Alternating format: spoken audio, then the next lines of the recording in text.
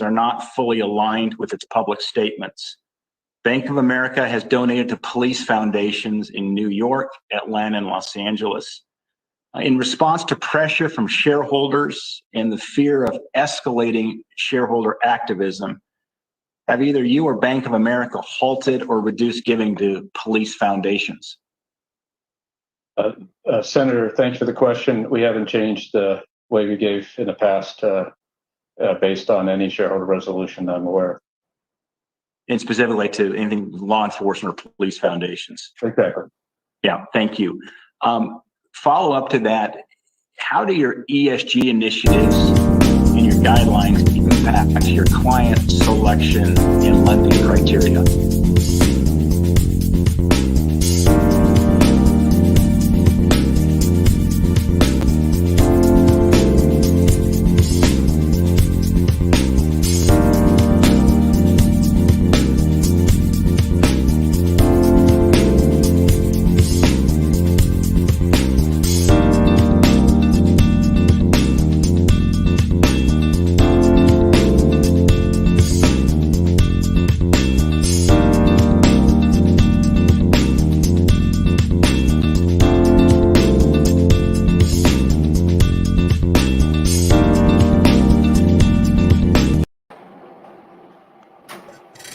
All right, folks, good afternoon, and it's certainly a pleasant good afternoon. I hope all is well with you.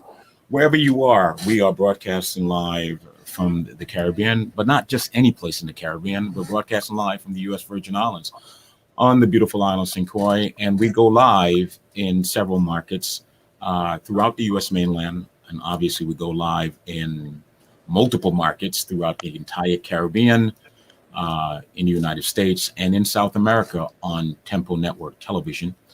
We're also streaming live on La Mega Mundial, our Hispanic partner.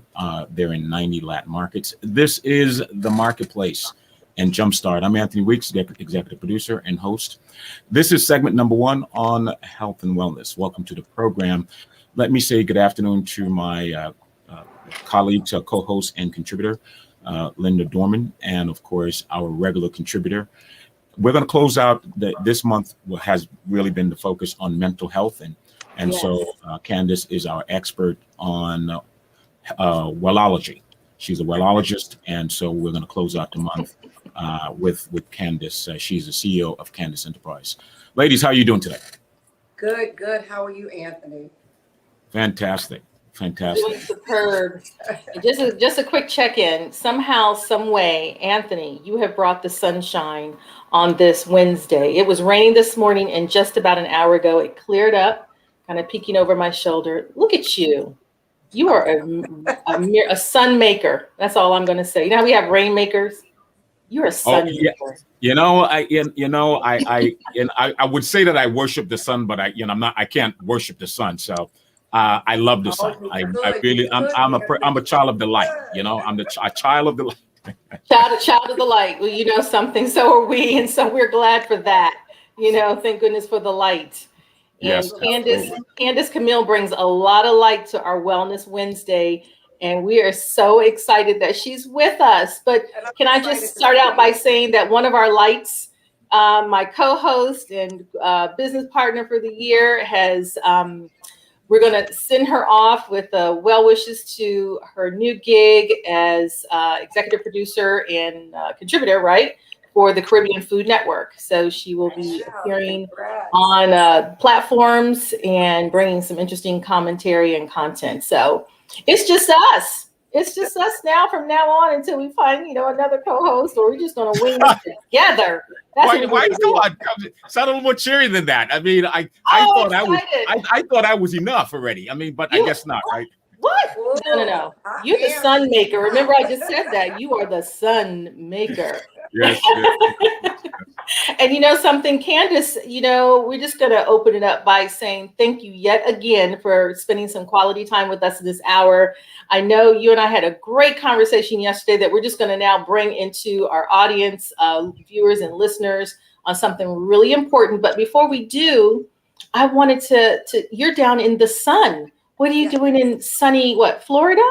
Yes, yes. Actually, I'm on vacation, so you know I have to love you guys, right? This is just a recharge, reset, just rejuvenation. You know, a lot of times as leaders, influencers, like we really don't take the time to just stand down. So I literally took 14 days to nothingness, and that's basically Wow. what I'm calling 14 it. days to nothingness. Wow. Nothingness, Wow. yeah. Because Candace, can you move closer to the Candace? Can you move closer to the mic? Okay. You sound Okay, so you sound wait. distant from Mark. So how about now? Can you hear me? It hasn't changed. I'm not sure if Well, your maybe mic. just I had to turn my entire Like in volume up on the computer because we Yeah, can't yeah, miss turn up your volume. we can't miss a syllable of what you're saying because 14 days all the of way up. Can you hear me? it's all the way up. Yeah. Okay. All right. Yeah. That's fine. Keep going. I could hear. I just wanted to improve the quality of it. That's fine. Yeah. So if I take a moment, let me see if I can put my headset on. That may be. It didn't work earlier, so I just wanted to. No, it's not your headset. It's not your head. I'm saying in terms of us hearing you. So. But don't worry about it. You're good. You're Okay. good. Cool beans. Cool beans. You're Keep good. going. So, We're not gonna miss it. I believe Yeah. when you do nothing, you do everything, so you can do anything, especially if you're in the giving game. If you're in the service game, you're always giving of yourself. And we hear a lot about filling up your cup, or you shouldn't give it of your overflow at 100%. But I think even when we're at 100%, we're still giving. So you're constantly in that back and forth filling. So for me, I keep my cup at about 160 to 200%. So when I'm giving 100, I still got 100 from me. So I go to nothingness to make sure I stay at the top of my game when I'm giving to others and servicing others. You know, Wow. as you're saying that, right? I think of the metaphor and using a bank account. I mean, I'm only using because everybody can relate to money, right? Money. The metaphor Yes, you talk yes, to, you can. you know, money is always that one thing that everybody can kind of gravitate towards, right? So I'm going to use a bank account, right? A bank account is only as good as what you put into it. Is what you're able to get out of it. Absolutely. Exactly. You put nothing into the bank account. There's nothing to get out of the bank. You know what, Anthony, let me account, go one further when you're talking about having equity. So that when we're talking about just body equity now, if you have no equity and you're consistently working on a deficit, you're just going to be in a lot of trouble. So in money, if you use the rule of 72 as it relates to your body, you will be in better shape, because we're consistently talking about retirement, right? And my question always is your body gonna match your bank when you retire? Because a lot of the times when we get older, we retire, we are busted and disgusted in our bodies, right? And there's a lot of suffering with respect to not only physical but mental. I mean, I can't tell you how many people I know that are excited about retirement. It is a time of that restoration, of that respite from 30, 40, 50 years of working, and they deserve that break. But then somewhere within that first 6 months, that 3 month of euphoria, but then after that next 3 months, that full 6 months and 9 months to a year, they're having a crash and burn experience. Because they're 60 years to somebody else. What's the retirement age? 67 years really to reach real retirement, where you get full retirement, that you've given 67 years to something else, somebody else. And now you want to give to yourself. Your body is not going to have it. That's why you have to do it, in mental health, physical health, spiritual health. You really have to do it simultaneously. And that's where we are missing the ball. We are really missing the ball. So we really have to get better if we want to be better. And that's why these Wednesday wellness, segments and our conversations are so important, because we are out here changing lives. The tidbit of information, the ability to connect with you and other experts that we've had on the program, and just being able to know there's a resource available along with others to provide some kind of the information that we know, but we need to hear it in a refreshed kind of a way. And you bring that perspective. And we're going to talk about something as old as dirt, but it's not old as dirt because it was developed. It was the second thing developed in creation, right? Yes. And that is what? Water. Water. So we're going to talk about Dr. Hydration today. You brought us a great series. We're ending Mental Health Awareness Month on a high note. We're excited that we're seeing the numbers go up with those who are vaccinated, and we congratulate those who have made that step. And we know there's still fear and hesitation, but everyone will make the right decision for themselves and their families and communities. And we just pray as we continue to fight this thing called COVID-19, the pandemic, then moving to hopefully an epidemic at some point and then eradicating altogether. But today's platform and discussion or conversation really centers on the benefits and the impact of something so basic to our existence as human beings, and that is water. Water. We know you and I talked about in the African American community, we have a low desire for drinking water. And I wonder why, because our bodies are about 72% water. So even when you say you are what you eat, but the majority of us, our essence is water, and it's something that we don't lack. And Linda, we talked about this, and it's free. And it's free. There is no reason. Wait a minute. Water is free. Water free. I mean, the water that you know what we mean. We mean that it's you mean free. The rain? You're talking about the rain. You're talking about the rain that's coming down. I mean, even if that's the rain is, think about it. It might be a little acid depending on where you are, but at the end of the day, it's still free. No, even when you're talking about, okay, so we pay for water inside our houses, but it's already encapsulated already in the price, meaning that we're not going out to buy bottled water, and it's a $1 billion business. And most of the time, the water in your tap is better than what's in these bottles. So we use actually sometimes it's the same water that's in your tap that's exactly in the bottle. Exactly. And not only that, no, because once they run it through their system and in the plastic, it's now it's more acid in the bottle than it is coming out of your tap. So when we talk about water is free, you're talking about running it out of your faucet if you don't like the minerals, or depending where you are, in the country and what it is. I mean, you're talking about adding some lemon juice or adding some hydration to it just so it can taste better based on your piping system, wherever you are. But it's better inside coming out your faucet than what's in a lot of these bottles. Candice and Linda, I have a pet peeve, and if you would allow me, I want to use the bully pulpit to be able to address this issue, because I never remember to do it because when I'm out and about breaking bread, fellowshipping at restaurants and place of eatery, et cetera, I'm diabetic. Okay. I became a diabetic as an adult. Okay. Mm-hmm. So my consumption of food and beverage is, I'm extremely vigilant as to what I eat and drink, right? Sometimes you cheat, sometimes you indulge, but for the most part, I'm extremely vigilant. What I don't understand is for the chronic, and I hate calling it this, but for folks with underlying health condition, chronic disease, whatever you want to call them, that the establishment, in terms of, I'm talking within the Caribbean or the West Indian community. I don't know about the African American Southern community, but in the Caribbean, West Indian community, we consume a lot of sweet beverages, a lot of our drinks. Laden with sugar, and I'm like, love it down there. I mean, if I drink this, I'm going to go into a diabetic coma. I can't drink this. You cannot.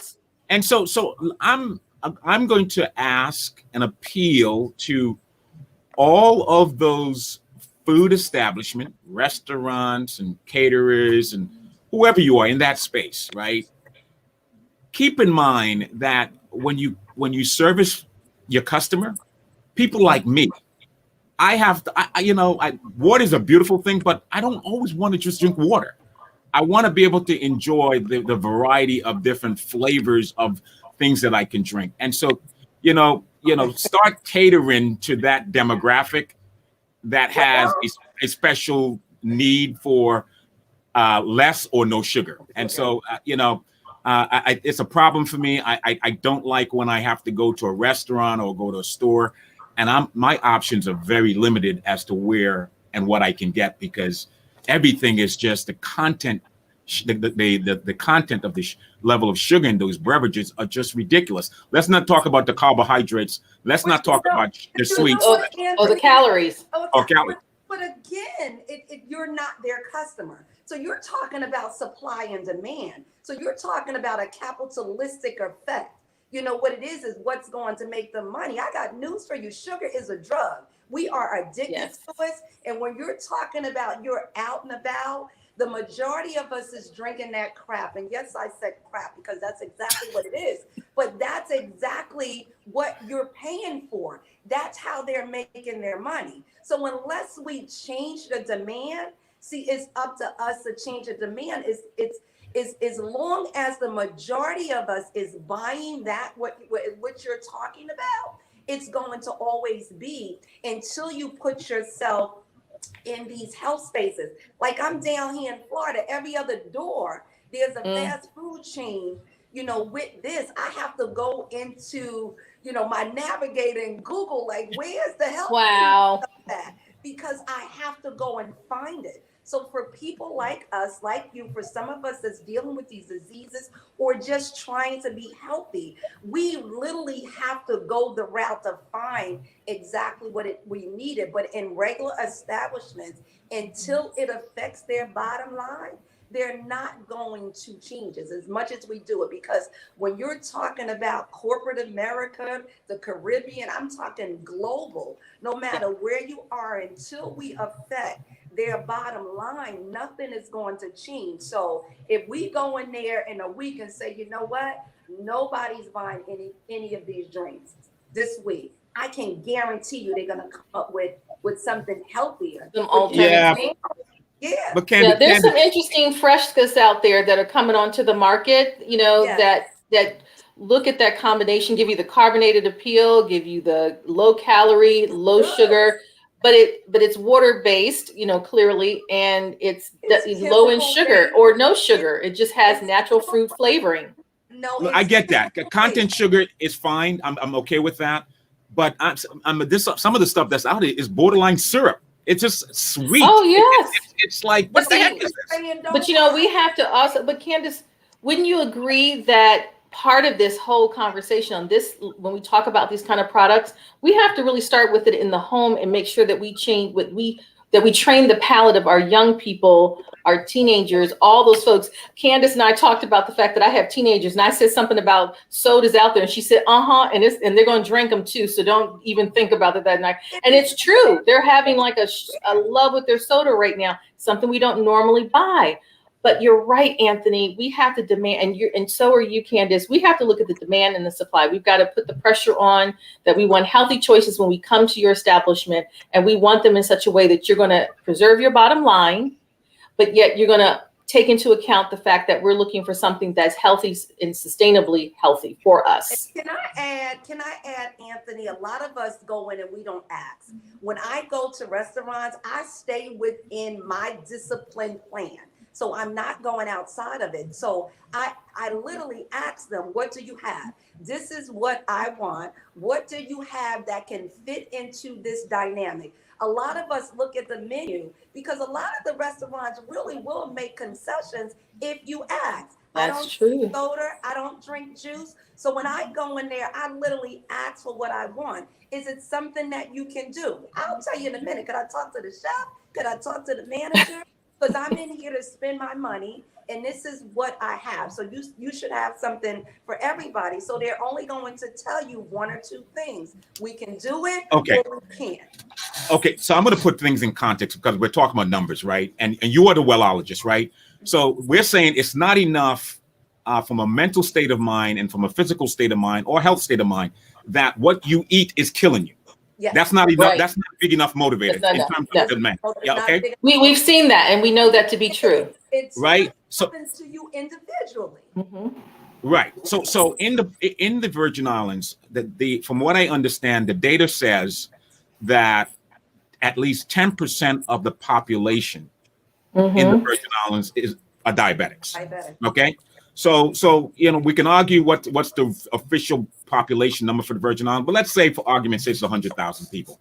You're telling me 10,000 people who are diabetic isn't enough demand for a single restaurant to be in Not business? if they're not Wait a minute, making wait the a minute. demand. Service 10,000 people? Not if you're not making enough noise. You have to Right. make enough noise. So let me give you over here in the United States. So we're talking about 3 million. So when you're talking about the numbers, so over here we are 6 in 10 almost diabetic, especially for African Americans. So you're talking about the statistics and the number is way up. So that has, if that hasn't, so a 10%, 100,000, 3 million hasn't gotten you to change.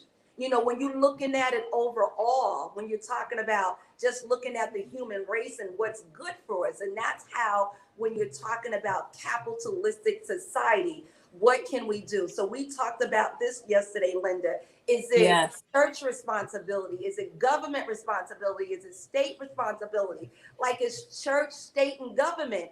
Whose responsibility is it for us? Because at the end of the day, Anthony, we don't have to go to those restaurants. We can stay home and get exactly what we need. It's a choice. But also, hold on. But wait a minute. One second. Let me also. Wait a minute. But she's right. Stay Hold home. on, Anthony. Wait a minute. Listen, she's right, because we have seen the impact of what the consumer can do. Not only that, can we get it at the grassroots, so at the restaurant, consumer, business to consumer level, we also can go to the trades, the restaurant associations, the beverage and food, consumer trade industries, and say, just like we did when we said we want to know what the calorie intake is. So when I go into my Starbucks, I used to get one thing, and then then they started changing the menu and putting the calorie count on it. That wiped me out. I said, oh, no. I need soy milk. I need this. And then eventually I said, well, do I really need this at all? Let me see if I really. So that really changed so it became a luxury versus an everyday getting my 1,500 crazy calories in my Starbucks line. I mean, I love Starbucks and I am a consumer. So I'm just using discretion, and I'm using a lot of common sense. That's the word, discretion and common sense. But Linda, you made a great point about years ago, we didn't have, like I was in a restaurant last night and every item on the menu told you exactly what was the caloric intake on it based on what it is you were ordering. And years ago, we didn't have that. So even in the fast food, so that same thing that we were able to do, but back then in the fast food industry, people, especially diabetics, were saying we're just not going to go there and eat. So that changed the dynamics, that changed the rules and regulations. And you're talking about from a political stand, you got guidelines on it. So they have guidelines, so they have to follow. So even when you're talking about your county, state, and government, now you got to go in and fight for what you want. So that's basically how we change, so we can continue to go to restaurants. But Anthony, when I make this statement about staying home, if we stay home, it's going to affect their bottom line. Okay, got sure. In that regard, I thought you said socially just stay home. I'm like, what? No, stay home. No. Fire up that grill and go ahead and make your own soda. You're good. All right. Listen, well, you know what? I disrupt you guys. I know you guys. This is what I wanted. But you know what? This kind of is a great segue, because we're talking about, choices, and we're talking about being able to live in society, have what we need and want to keep us healthy, and being able to access them in all the places that we love to visit, while making sure there's an economic return to those restaurant and beverage bottlers and store owners, because we have to create that economy, right? So this is an important conversation. I'm going to be out there with my picket sign. I'm going to start a movement. Okay, I'm going to start rallying folks with my sign saying, We're going to boycott you. We No, they said diabetics are no going to sugar. boycott you and let you start No catering to us. sugar. Well, that might work too. I mean, you It know will. what? That sounds far-fetched, but we have to talk about this in a big Sure. way, No, particularly it's in the not. Black community. It's not, because if you go out when you're talking about because what I hear Anthony saying that now we got to unite. Diabetics unite. So you're Well, there it is. Diabetics so listen, unite. start your movement, because that's how things is going to get better, because that is one of the diseases that's taken us out. It is literally taking us out too sometimes, because we don't have self-control. And that's what it boils down to, self-control of what it is that you put inside of your body. Yes, and I don't think you're cheating, Anthony, but yeah, it's sometimes that you can say that you want to treat yourself, but there's also consequences behind it as it relates to your health. So you just gotta get educated. That's like one of the biggest things on when you're talking about the diseases that affect in our community, the diabetics, the heart disease, the cancer, and everything, even with COVID right now, because we are so unhealthy. That's the very thing is why, the African American community Yes. has contracted this thing and died, because we're not doing things as simple as just drinking enough water so Water. we can be well. Do you know Michael Milken said, the Junk Bond King and the Michael Milken Institute, he said he did a position paper, a white paper on what is the value proposition for how you can best reduce the cost of healthcare in the United States. Mm-hmm. Yes, he And, did. and that price tag was at $2 trillion, right? At least 1 trillion. He's saying, and all of that is based on prevention. Prevention. What Absolutely. he's saying that if we as a country was to take a conscious position, make a conscious effort to take a preventive approach as to how we look at at our health, we're able to reduce the cost of healthcare in this country. Healthcare right now today is at what is it? Is I think it was about $3 trillion. They're saying by 2025, healthcare is going to be worth $6 trillion, and that's because we're going to get more sick by the day, by the year. We're becoming a sicker And society. that doesn't take into account the impact of the pandemic. Think about that. No, of course not. So when you look at those numbers, you have to that's the benchmark that's trajecting upward. That has nothing to do with the pandemic, and that is just exasperating the numbers at this point in time. And so that's why we got to get down to the basics and have the conversation. It seems like common sense, but really has to be well driven into our psyche and put as a lifestyle. You know what, Linda, you gotta want it, and Anthony, and you are right. So we are reactive instead of proactive, and that's exactly what it is, because proactive is that preventative maintenance level, where if you're doing some of the things that we know to do, because I can simply say to all of us, what are you pretending not to know? We know what to do, but we wait and we react to situations when they come up. When we go to the doctor and they say that we pre-diabetic and that you're hypertensive, and because we in here in the Western world, Western medicine, we have been bamboozled to say this is what we got to take and you'll be okay. See, right. That's what we have to change, and that's where even when we're talking about such a little thing as water, you have to change your behaviors and you have to change your mentality and your association. See, if when you say water is nasty, who wants to drink nasty stuff? So you have to really change your association when you're talking about what it is that's good for you and why. And it really is an individual thing. You really do get to decide. And I simply say to my clients all day long, what are you waiting for? That's what I want to know. What are you waiting for? Are you lying there waiting for your doctor to tell you You got diabetes, so you need to drink more water, or you got migraine, something as simple as a headache, you need to drink more water. You got kidney stones and gallstones, like you need to drink more water. Because if you've done this, these things wouldn't be happening to you. So now, what are you waiting for? I think it's. Can I just make one little quick point? Yeah, Anthony? because we have to go to break. Already? Oh my goodness. Yeah. We're gonna go to break. I think. Okay. Well, I'm just gonna make the point, and we can come back to after the commercial break. In that, I think, Candace, and this is what I'm wondering: are we accepting and coexisting with our disease because we have this incredible innovation in medicine that allows for us to live long term with the disease, versus actually having a mentality around literally preventing it, eradicating it, and removing it from our particularly lifestyle-driven diseases? But you're not you're talking about quality of life issues now, and that's a whole nother thing. So when you're talking about being on medicine, I got clients that come with 10 different pills that they're taking. So when you're talking about this good quality medicine, all we're doing is taking a pill for the pill. You're not treating the whole, you're treating each symptom as they come about. So is it really, really good? So that's the question you have to ask yourself. That's great.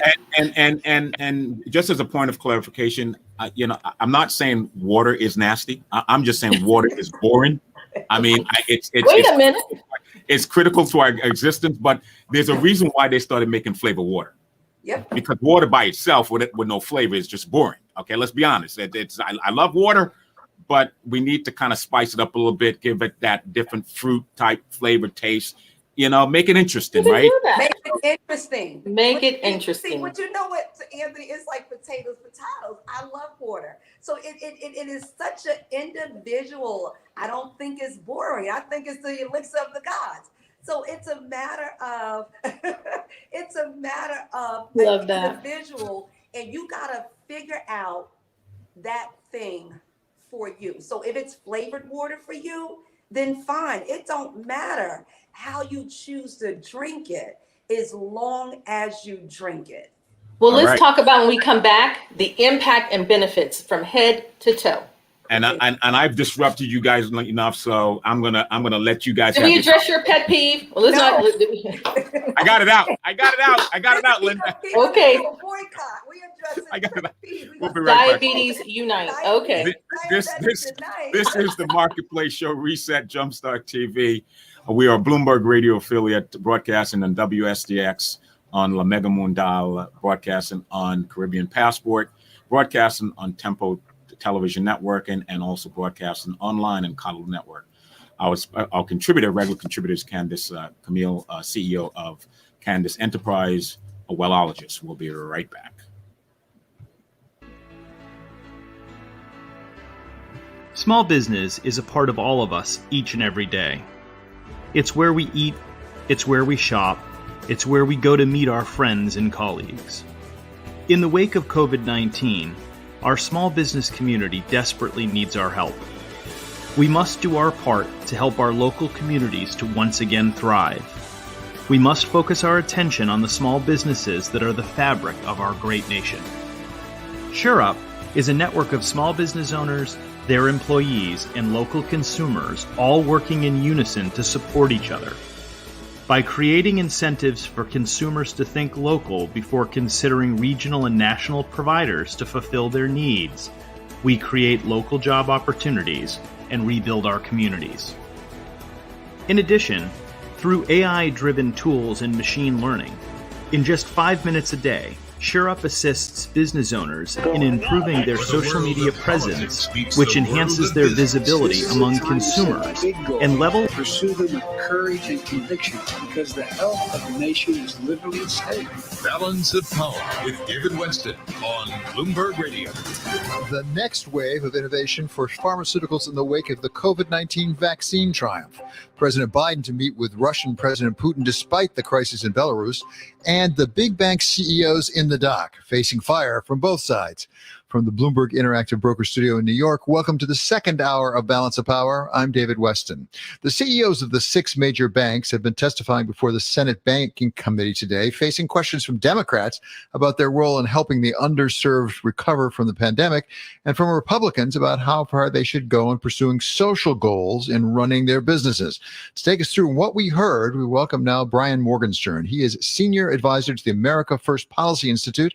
Mr. Morgenstern earlier served as White House Deputy Press Secretary and as Deputy Assistant Treasury Secretary under President Trump. So thank you so much for being with us. What did you make out of what we heard from the banks today? And maybe most important, what was the function of that hearing?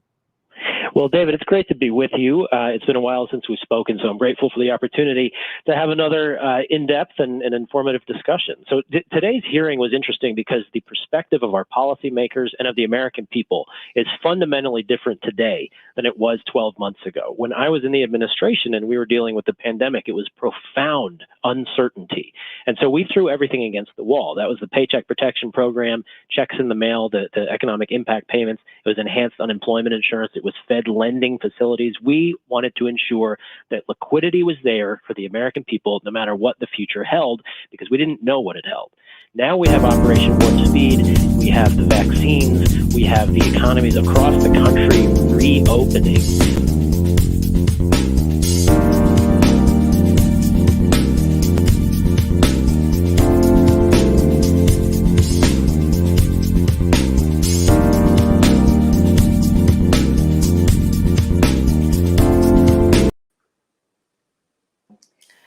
Anthony's gone. Well, we had a rousing first 30 minutes. I mean, that was really exciting and awesome. I mean, we got a lot of information out there. But the one thing that I love is that we're going to lead with diabetes, diabetics unite, because that's true. You never know. So we're going to talk about water from head to toe. We started talking about what we need to do, why we need to do it, the common sense. But let's talk about the actual impact of water in our body and why we need to drink more. And what does more mean? How much is more? No, just drink it. So it's not even more. Just drink it. Drink. Because like I said, some of us aren't even drinking water at all. So you're talking about just drinking. When you're talking about the little things that we think is little things that water do, like flush out. You know, as I was writing last night after I talked to you, some of the things I wrote down, like what does water really do? It flushes out waste out your body, your body.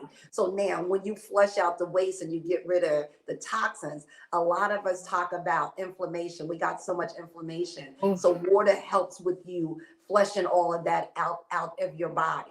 You know, it regulates your body temperature, right? It helps with your brain function. So when you talk about what does water do, let me just go into what it do, and then we can talk about how you can get it in, right? So I listed about 10 things. That was some of them. It creates saliva. So even when you have the dry mouth and the cotton mouth, you know, when you're drinking water, it helps it. It protects your tissues in your body, your spinal cord, your joints. So for a lot of us that's dealing with arthritis and all of this pain, water is like you're oiling. You know how you got to oil something? Yes.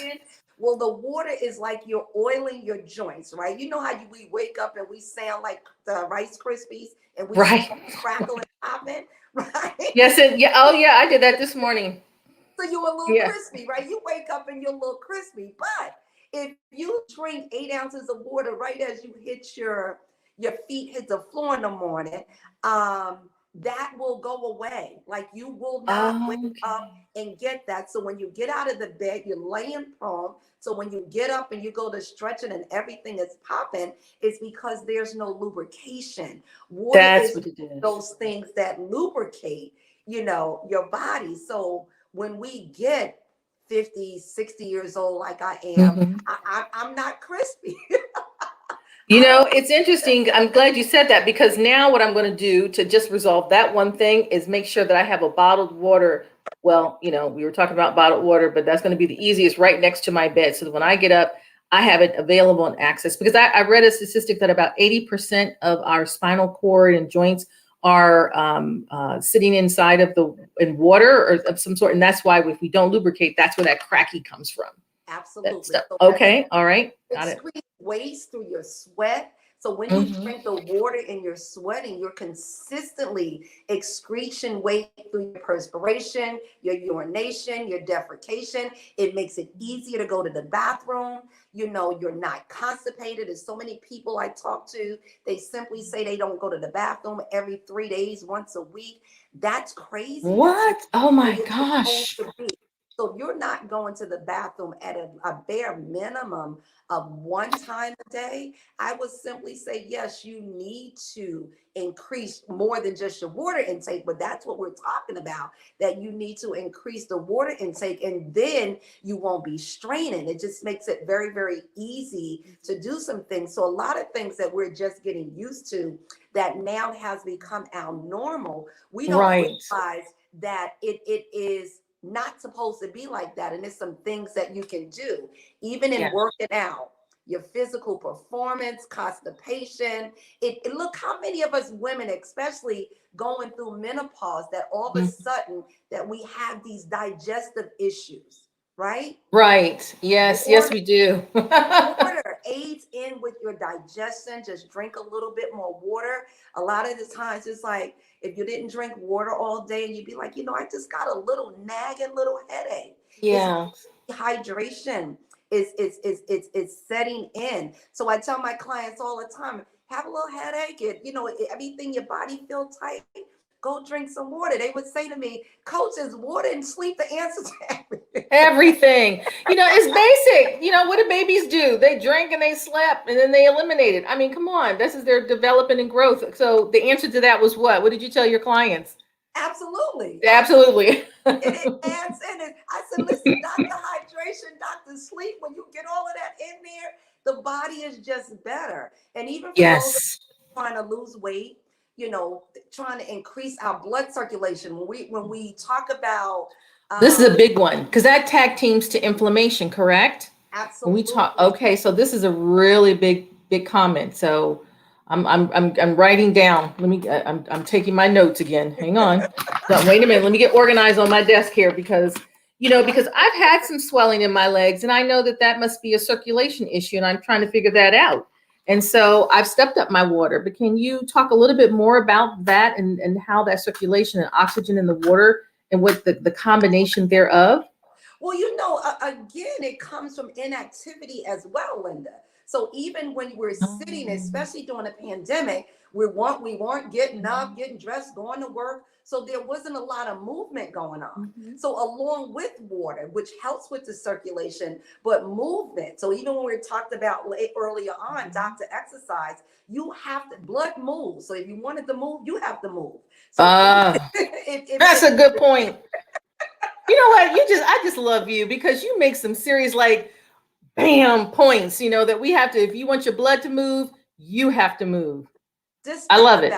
If you want somebody to do something, you got to be willing to do it yourself. So if that's what you want, your blood to circulate better by yourself, you have to help circulate it. So there's some things you have to do, like drink more water and get more exercises in. Because even as we go to any doctor, rheumatologist, a nephrologist without kidneys, the neurologist, the cardiologist, all the ologists, right? All of the ologists, including the well-ologists.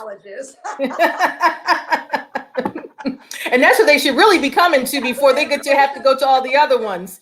Then we wouldn't have to see these specialists, because you will be doing the things when you talk about your health care, when Anthony was talking about the health care and the price of it. See, doing these things is you pretty much creating your own healthcare plan.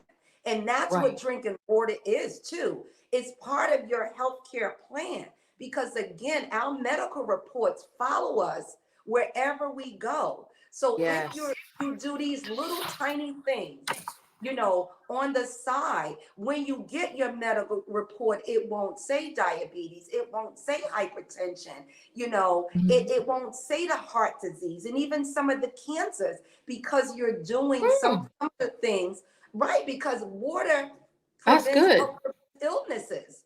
So at the end of the day, it's these little things that we can do every single day. Let me reiterate that, because that's the key. Every single day you have to do this. And people always ask the question, when can I stop?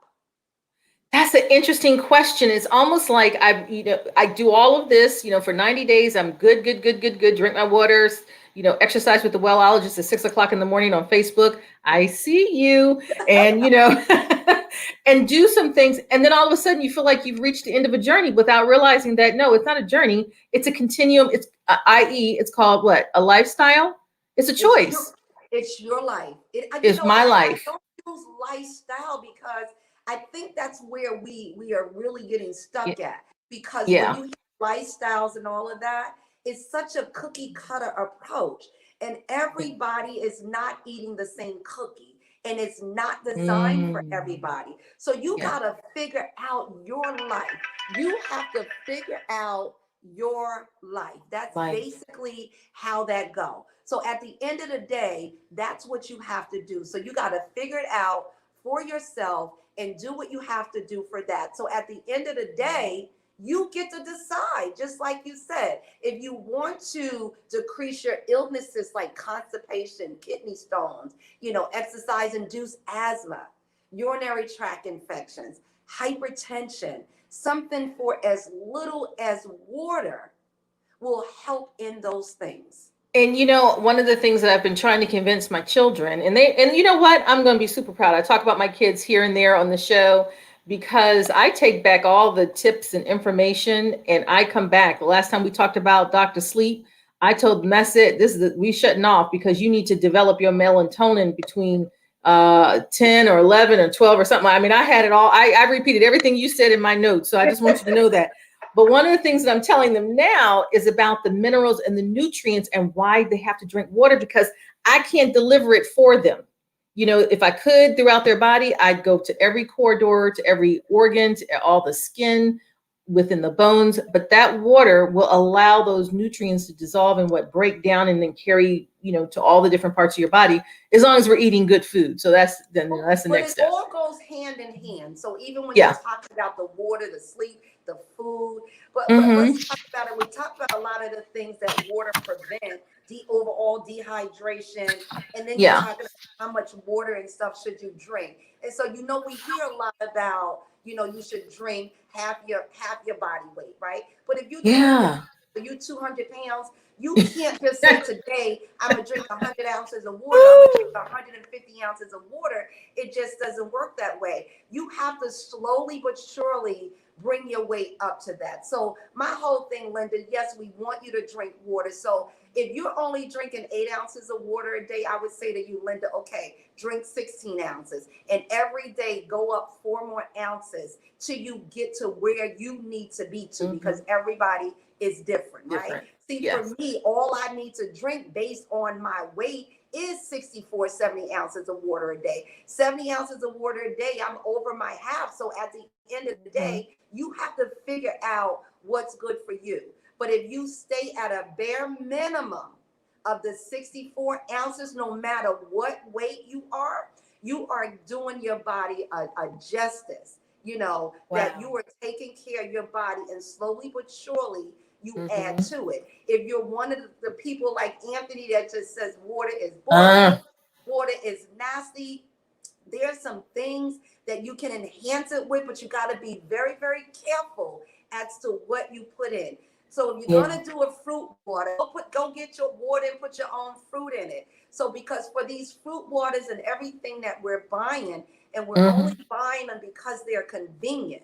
So when they're convenient, you ain't got no fruit in those waters. They're doing additives and concentrated and dyes. And they just anything that says added flavor, you don't know what the hell they putting up in there. Right. So at the end of the day, you can make your own. But even if you have to drink those, it's okay until you get to where you want to be. So for me, like sometimes, I want something different. So of course I add my lemon in, but I also add hydration packs that I use, from Melaleuca, simply because I like that company. So you gotta find hydration packs. Tell us what do you mean by that? Because I never heard that. Hydration packs. What's that?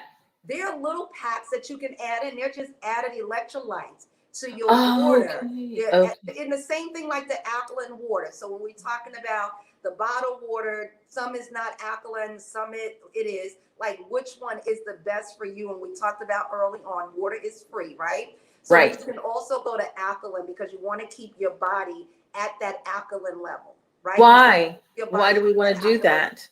So to do that, you can buy the alkaline water if that's what you choose to, if it's in your budget, right? Because you most likely in the bottle, it's say 9.5.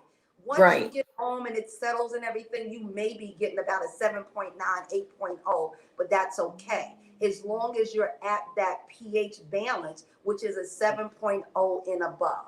So you're Okay. there, and that's where you want your water to be. So if you want to just get it more interesting, you can add these in. And please, I'm not talking about Gatorade and all of that stuff, because all of that stuff has Or Tang. I mean, you know, there's a place for that. Yeah. Sugar in it. Well, see, I don't even think there's a place for Gatorade. I'm sorry, Gatorade. I just don't.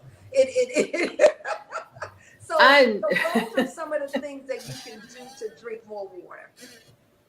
Yeah, but then, you know, and then they've got products out there. So this Christmas, I bought my daughters and other people the water bottle that had inside of it the fruit, and you know, they love cutting it up and putting it in, and it easily infuses the water with natural fruit, and so they sip on that all day, which is great. And sometimes we even chill it so it's cold, or we freeze it so it's like a popsicle.